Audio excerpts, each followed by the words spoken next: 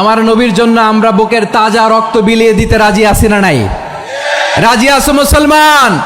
কারা কারা রাজি?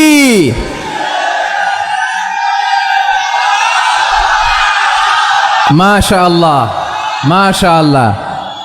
বসুন, থামুন। ফিদাকা আবি ওয়া উম্মি ওয়া নাফসি ওয়া রূহি ইয়া রাসূলুল্লাহ। আমরা আমাদের প্রিয় নবীর জন্য জীবন বিলিয়ে দিতে রাজি। চিল্লায় বলেন ঠিক কিনা?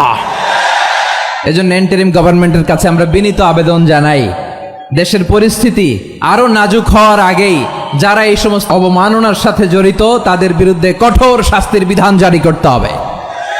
আজকের এই বিশাল তাফসীরুল কোরআনের প্রোগ্রাম থেকে এই দাবি জানিয়ে আমরা মহাবিশ্বের মহাবিশ্বয় মহাগ্রন্থ আল কোরআন আল কারিম থেকে আলোচনা শুরু করছি। আওয়াজ করে পড়ুন ইনশাআল্লাহ।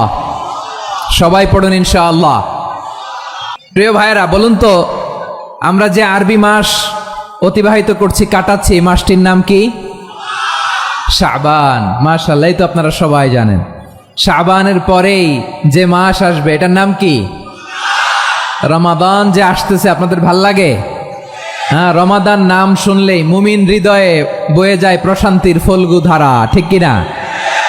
একটা আনন্দ, একটা উচ্ছ্বাস আমাদের হৃদয়ের মধ্যে চলে আসে। রমাদান সাইয়্যিদুশ শুহুর, 12 মাসের মধ্যে সবচাইতে শ্রেষ্ঠতম মাস রমাদান আল মুবারক আসছে।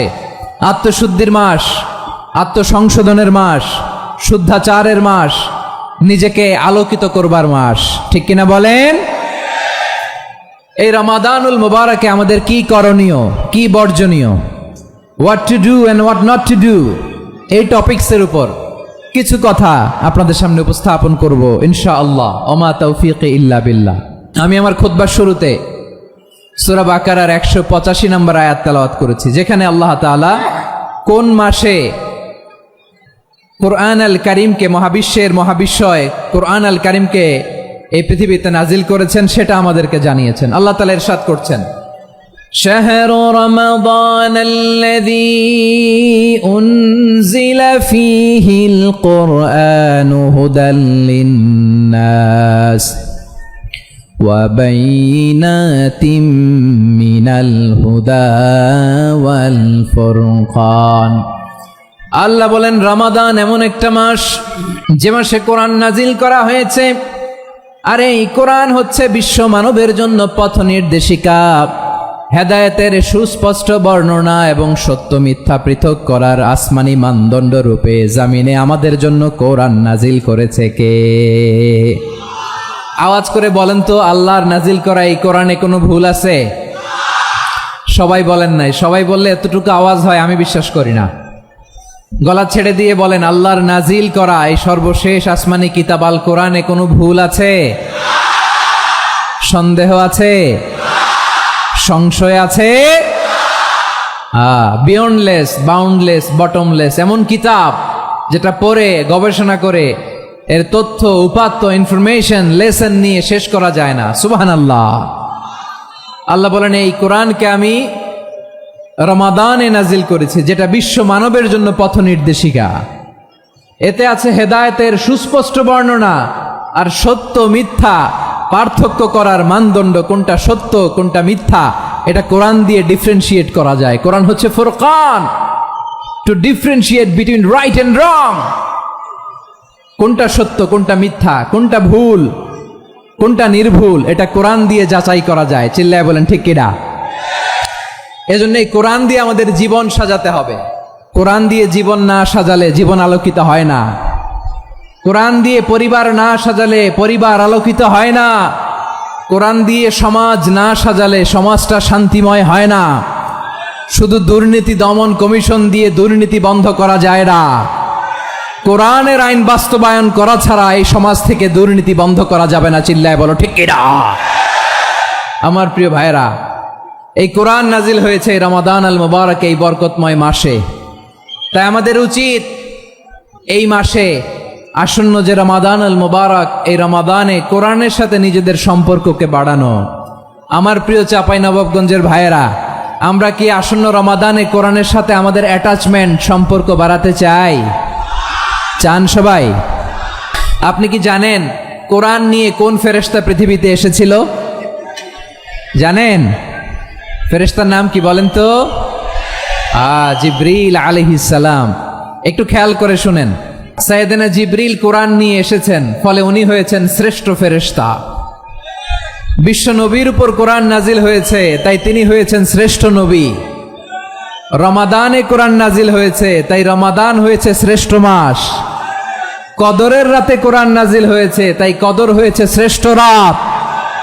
আমরাও যদি কোরআনের সাথে সম্পর্ক বাড়াই, আমাদের মর্যাদাও এরকম, আমাদেরকেও শ্রেষ্ঠ মানুষ বানায় দিবে কে? এজন্য কোরআনের সাথে সম্পর্ক বাড়াইতে রাজি আছেন তো? যারাই কোরআনের সাথে সম্পর্ক বাড়ায়, এদের মর্যাদা বাড়ায় দেয় কে?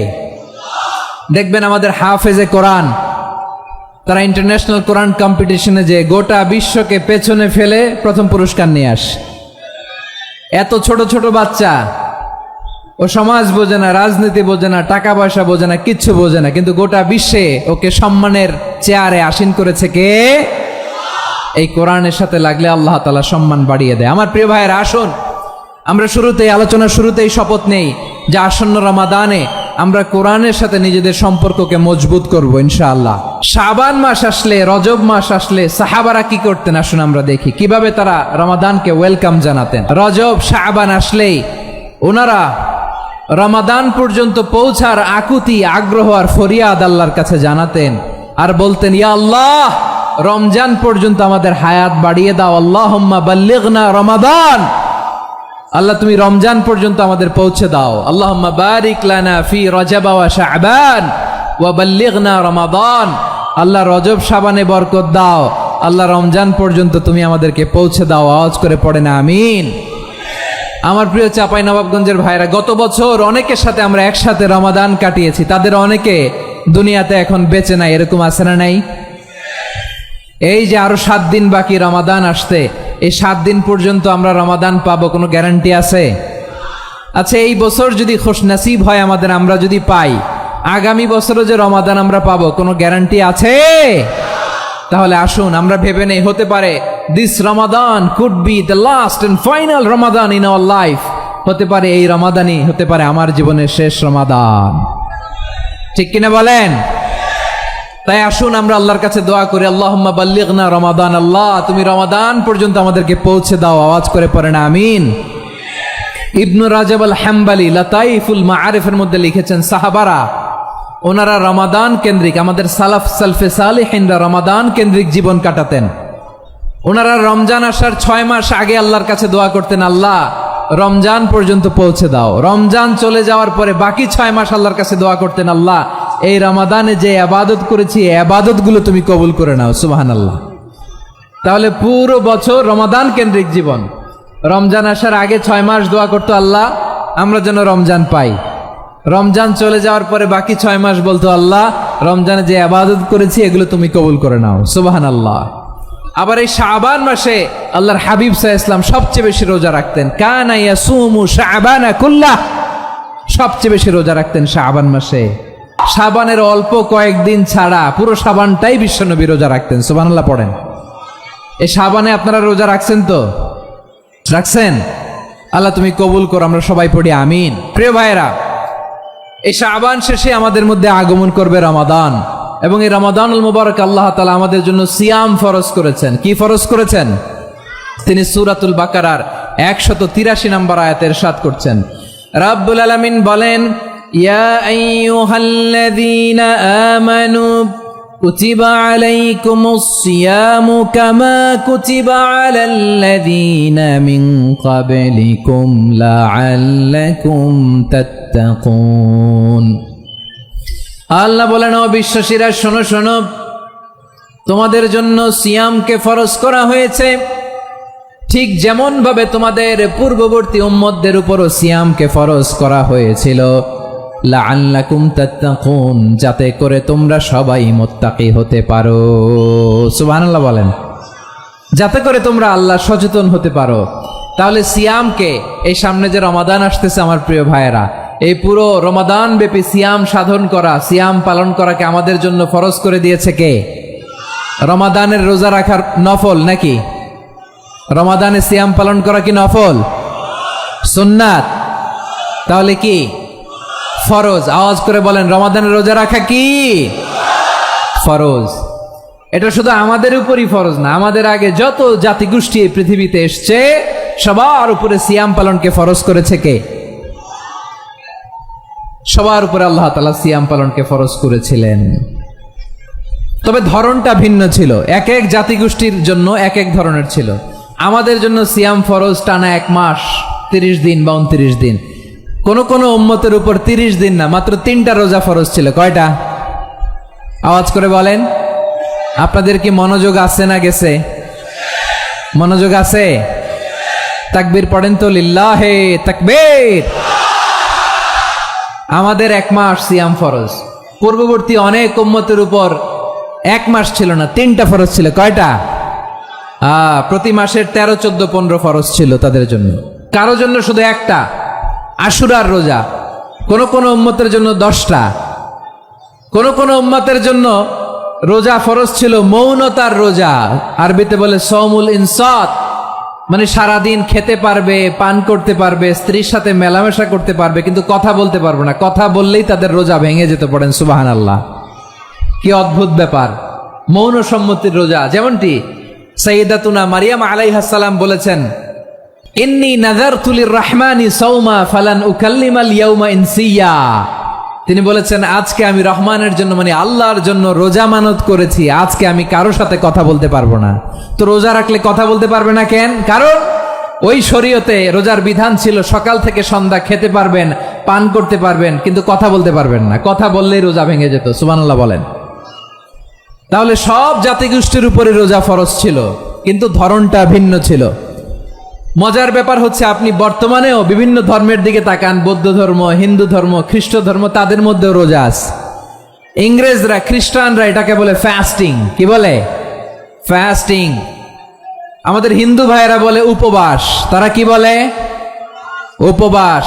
আবার এখন আন্দোলনেরও একটা মাধ্যম হয়েছে এটা, না খেয়ে থাকা। এটারে বলে অনশন। এটারে কি বলে? অনশন ধর্মঘট। মানে আমাদের দাবি না মানলে আমরা খাবো না, রোজা রাখলাম। আছে না নাই? তারপরে আধুনিক বিজ্ঞান এটার একটা নাম দিয়েছে না খেয়ে থাকাকে, অটোফিজি। কি বলে? অটোফিজি। জাপানের এক চিকিৎসা বিজ্ঞানী এই অটোফিজির উপর গবেষণা করে সে নোবেল পেয়েছে। সুবহানাল্লাহ পড়বেন না? এজন্য আল্লাহ তাআলা আমাদের জন্য গোটা রমাদানে এই সিয়ামকে ফরজ করে দিয়েছেন। আওয়াজ করে বলেন আল্লাহু আকবার। রাব্বুল আলামিন বলেন, ইয়া আইয়ুহাল্লাযীনা আমানু কুতিবা আলাইকুমুস সিয়াম। সিয়ামকে তোমাদের উপরে ফরজ করা হয়েছে, কামা কুতিবা আলাল্লাযীনা মিন ক্বাবলিকুম, যেমনি তোমাদের পূর্ববর্তীদের উপর রোজা ফরজ করা হয়েছিল, লাআল্লাকুম তাত্তাকুন, যাতে করে তোমরা আল্লাহ সচেতন হতে পারো, যাতে করে তোমরা মুত্তাকি হতে পারো। লাআল্লাকুম তাত্তাকুন, যাতে করে আমরা আল্লাহ সচেতন হতে পারি, আল্লাহ কনসিয়াসনেস আমাদের মধ্যে গ্রো করে। এটা হচ্ছে রোজার prime objective, the prime objective of সিয়াম। অনেকে জিজ্ঞেস করলে অনেকে বলে রোজার মূল উদ্দেশ্য হচ্ছে না খেয়ে থাকা। না। অনেকে বলে গরিবদের কষ্ট অনুধাবন করা রোজার উদ্দেশ্য। না। রোজার উদ্দেশ্য কি? সিয়াম পালনের উদ্দেশ্য কি? এটা আল্লাহ তাআলা স্পষ্ট এই আয়াতের পেছনে বলেছেন যে লাআল্লাকুম তাত্তাকুন, যাতে করে তোমরা আল্লাহ সচেতন হতে পারো, আল্লাহ ভীতি তোমাদের মধ্যে গ্রো করে, গড কনসিয়াসনেস, আল্লাহ কনসিয়াসনেস, আল্লাহ সচেতনতা যেন বাড়ে, দ্য সেন্স অফ অ্যাকাউন্টেবিলিটি। আল্লাহর সুপ্রিম কোর্টের কাঠগড়া এই দুনিয়াতে আমি যাই করলাম তার সবকিছু যে পাই টু পাই হিসাব দিতে হবে, এই sense, to enhance the sense that what ever we do Allah is watching me. আপনি যাই করেন কেউ দেখে না, কিন্তু দেখে কে? শুরুতেই তো জিজ্ঞেস করেছিলাম যে কেউ যেটা দেখে না সেটা দেখেন কে? কেউ যেটা শোনে না সেটা শোনেন কে? এর নাম হচ্ছে লাআল্লাকুম তাত্তাকুন, যাতে করে তোমরা আল্লাহ সচেতন হতে পারো, আল্লাহ ভীরু হতে পারো। দুনিয়ার কেউ দেখে না, কিন্তু আল্লাহ দেখে। এটাই রোজার মূল শিক্ষা। আমার প্রিয় ভাইরা, আপনি লুকিয়ে লুকিয়ে ঘরের ভেতরে অন্যায় করেছেন, পাপ করেছেন, আপনার বাবা দেখে নাই, মা দেখে নাই, স্ত্রী দেখে নাই, কিন্তু দেখেছে কে? আল্লাহর চোখ ফাঁকি দেয়া যায়? আচ্ছা, বুঝে থাকলে বলেন তো, সিসি ক্যামেরার চোখ ফাঁকি দেয়া যায় কি যায় না? পুলিশের চোখ, র্যাবের চোখ, বিমানবন্দরে কাস্টমস অফিসারের চোখ, কিন্তু আমার আল্লাহর চোখ সবাই বলেন আল্লাহর চোখ ফাঁকি দেয়া যায়? এই সেন্সটা নিয়ে আসা নিজের মধ্যে, আমি what ever I do Allah is watching me, যাই করি আল্লাহ দেখে। লাআল্লাকুম তাত্তাকুন।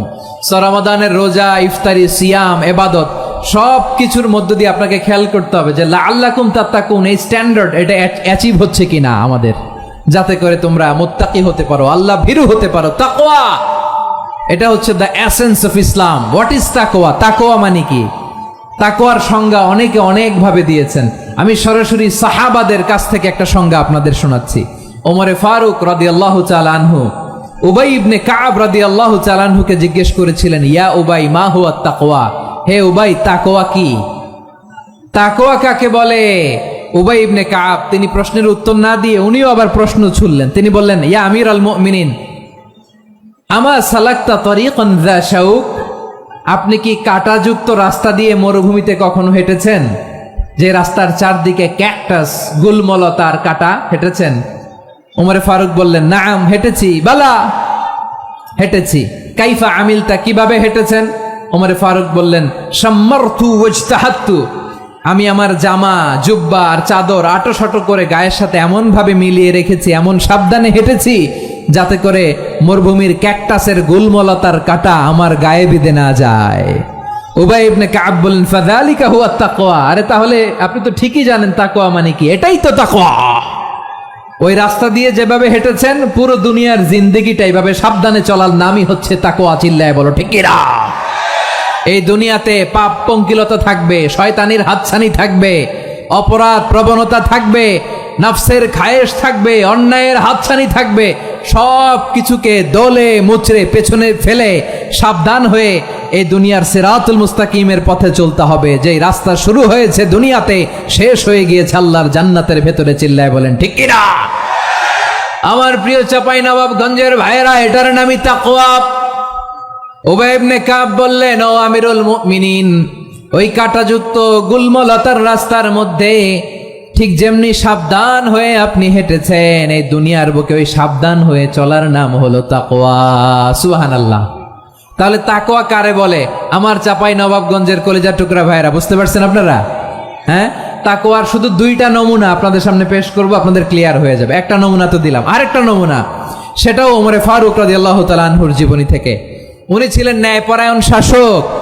রাত্রিবেলা প্রজাদের কি হাল হাকিকত, কি অবস্থা, ঘুরে ঘুরে প্যাট্রোলিং করতেন পুলিশের মতো।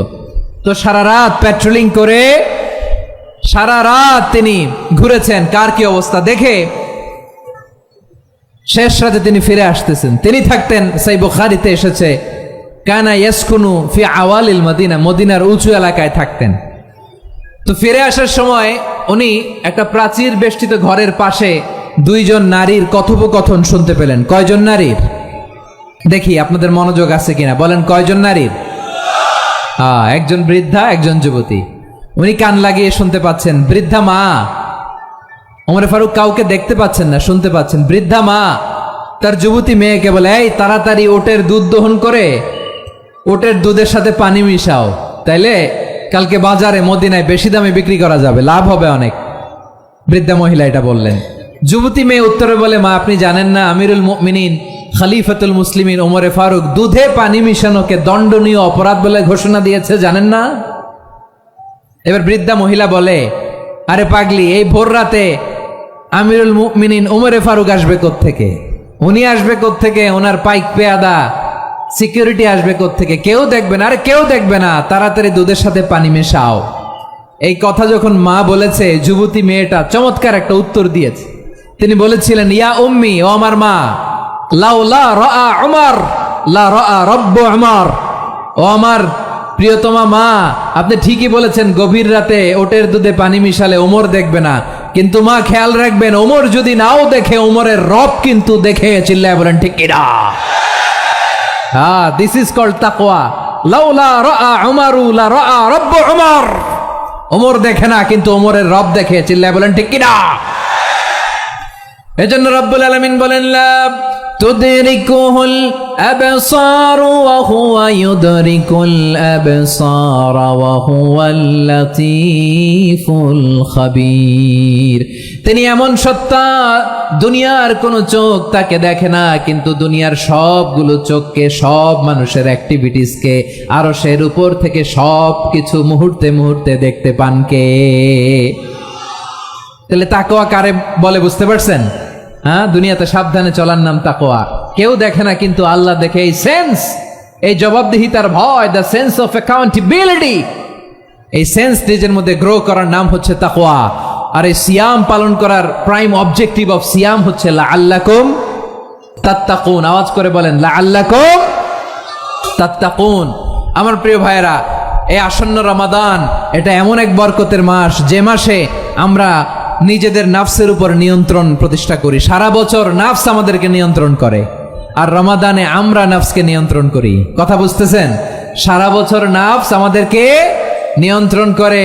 এই যে এখন আমার খেতে মনে চাইলে যে খেজুর রাখ, আমি খেজুর খেতে পারবো, নাটস আছে, বাদাম খাইতে পারি। খাইতে মন চাইলে পানি, আমার রুহুটা চায়, আমার নাফসটা খেতে চায়, আমি খেতে পারি, পান করতে পারি। বিবাহিতরা দিনের বেলায় স্ত্রীর সাথে মেলামেশা করতে চাইলে করতে পারে, কিন্তু রমাদানে দিনের বেলায় খেতে মনে চায় কিন্তু আমরা খাই। আমার প্রবৃত্তি খেতে চায় কিন্তু প্রবৃত্তির কথা আমরা শুনি, কথা কয় না। রমজানে খেতে মন চাইলে আমরা খাই, তৃষ্ণায় গলা ফেটে যায়, গলার ছাতি ফেটে যায়, কিন্তু এক ঢোক পানি কি আমরা গিলি? বিবাহিতরা দিনের বেলা স্ত্রীর সাথে কি মেলামেশায় যায়? না।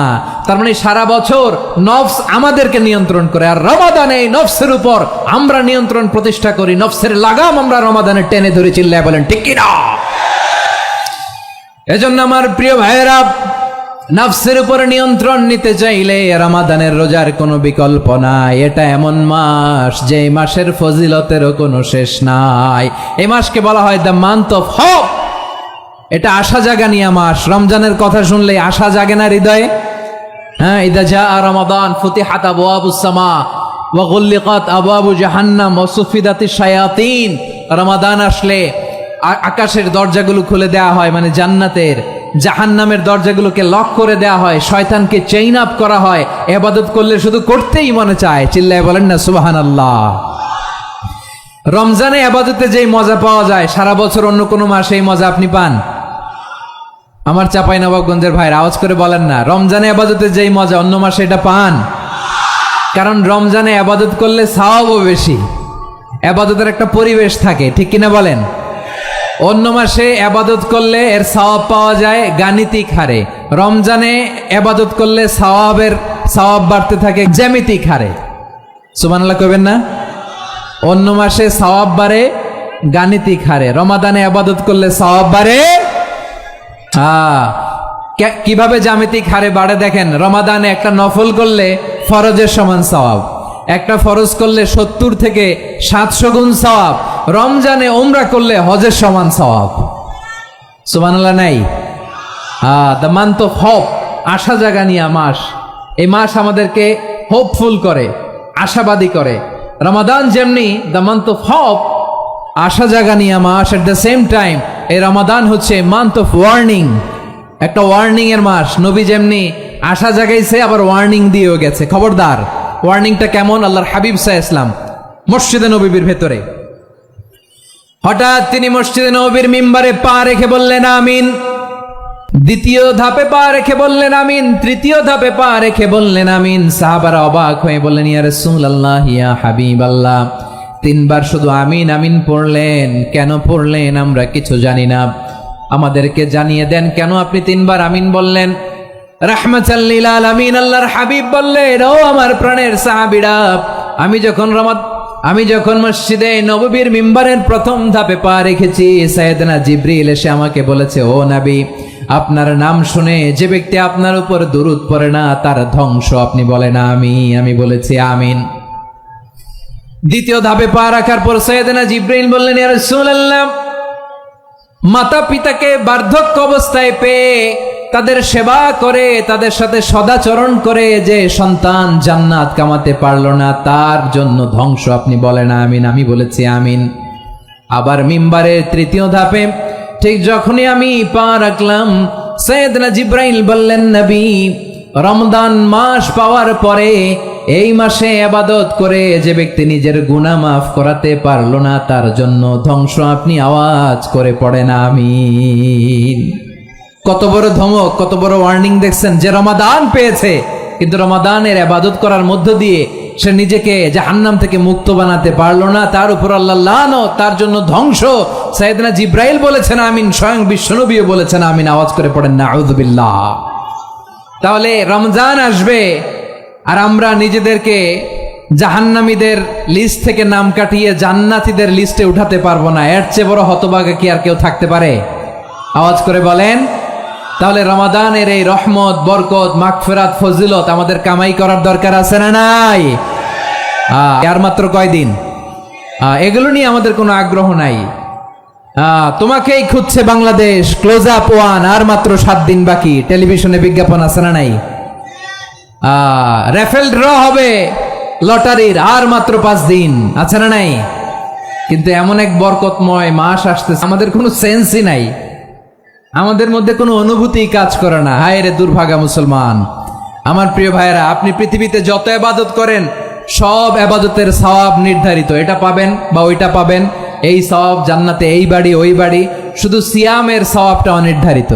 কুল্লু আমালি ইবনে আদম ইউদাফ আল হাসানাতু আশরু আমসালিহা ইলা 700 দি'ফিন ইল্লা সাওম। সব নেক আমলের সওয়াব বাড়তে বাড়তে 700 গুণ, কিন্তু রোজা ছাড়া। রোজার সওয়াব কি হবে? বান্দা খালি রোজা রাখে, ফেরেশতারা কিছু লিখতে পারে না আমল নামায়, কারণ আল্লাহ বলে এটা কিছু লিখিস না, কারণ as-সাওমু লি, এই রোজা রাখছে আমার জন্য, ওয়া আনা আজজি বিহি, এই রোজার সওয়াব, প্রতিদান, অ্যাওয়ার্ড, এটা কিয়ামতের দিন আমি আল্লাহ নিজ হাতে দেব, নিজ হাতে দেব। আরেক বর্ণনায় এসেছে ওয়া আনা উজজাবি, আমি আল্লাহ নিজেই হয়ে যাব রোজার প্রতিদান। সুবহানাল্লাহ পড়েন। আবার আল্লাহর হাবিব বলেন, ইন্না ফিল জান্নাতি 8 আবওয়াব, জান্নাতের দরজা মোট 8টা। ফিহা বাবুন ইউসাম্মা আর-রায়্যান, 8টা দরজার মধ্যে স্পেশাল একটা দরজা আছে, ওই দরজাটার নাম হলো আর-রায়্যান। রায়্যান দরজা, লা ইয়াদখুলুহু ইল্লা সাইমুন, রোজাদাররা ছাড়া কেউ ওই রায়্যান দরজা দিয়ে জান্নাতে ঢুকতে পারবে না। শুধু রোজাদারদের জন্য ওই দরজাটা খোলা থাকবে। দরজাটার নাম আর-রায়্যান। এই লাখো জনতা আওয়াজ করলে এই আওয়াজ হয়, বলেন, রোজাদারদের জন্য জান্নাতে স্পেশাল যে লাল গালিচার সংবর্ধনা এন্ড স্পেশাল এন্ট্রি, ওই দরজাটার নাম কি? আর-রায়্যান শব্দটা কেমন লাগে? ভালো লাগে। অনাগত সন্তান যদি কারো আসে, ছেলে সন্তান, নাম রেখে দিয়েন আর-রায়্যান। পারবেন? আমাকে সবাই ধরে রাস্তা ঘাটে, বাসায়, অফিসে, আদালতে, এয়ারপোর্টে ধরলে, হুজুর আমার একটা ছেলে হবে 2 মাস পর, একটা নাম দেন। চাপাই নবাবগঞ্জবাসীর জন্য আমি একটা নাম দিয়ে গেলাম। সামনের 2-3 মাসে, 4 মাসে, 6 মাসে যাদের ছেলে সন্তান হতে পারে বলে মনে করেন, যদি পছন্দ হয় নামটা, নাম রেখে দিয়েন রায়্যান। কি নাম? লা ইয়াদখুলহু ইল্লা সাইমুন, রোজাদাররা ছাড়া কেউ ঢুকতে পারবে না। মান দাখালাহু লাম ইয়াজমা আবাদা, একবার যে এই গেট দিয়ে ঢুকবে, he will never be thirsty again, তার গলা থেকে চিরকালের জন্য আল্লাহ তৃষ্ণা মিটাইয়া দিবে। আমরা ওই রায়্যান দরজা দিয়ে সেদিন জান্নাতে ঢুকতে চাই কি চাই না? আমার প্রিয় ভাইরা, প্রতি রাতে রমাদানে আল্লাহর ফেরেশতারা আহ্বান জানায়, ইয়া বাগিয়াল খাইরি আকবিল, ইয়া বাগিয়াশ শাররি আকসির, হে কল্যাণের পথের যাত্রী, আকবিল, প্রসিড, আরো ইবাদত করো, আগাও আগাও, আরো জান্নাতের নাজ নেয়ামত কামাও। হে অকল্যাণের পথের যাত্রী, আকসির, স্টপ স্টপ, অনেক হয়েছে। আন্না, এ রমাদান এটা পাপের মাস নয়, এটা ইবাদত করে জান্নাত কামানোর মাস। চিল্লায় বলো ঠিক কিনা? ওয়ালিল্লাহি উতাকাউ মিনান নার ওয়া যালিকা কুল্লা লাইলা, প্রতি রাতে, রমাদানের প্রতি রাতে আল্লাহ তাআলা এরকম লাখো বনি আদমকে মাফ করে দেওয়ার ঘোষণা দেয়, নাজাতের ঘোষণা দেয়। আমরা আল্লাহর পক্ষ থেকে মাফ, নাজাত চাই কি চাই না? আমরা যদি নাজাত পেয়ে যাই আর কিছু চাই? কথা বলে না। আমাদের নাজাত লাগবে। আওয়াজ করে বলেন তো কি লাগবে? আর কিছু যে চাই না আমি, চাই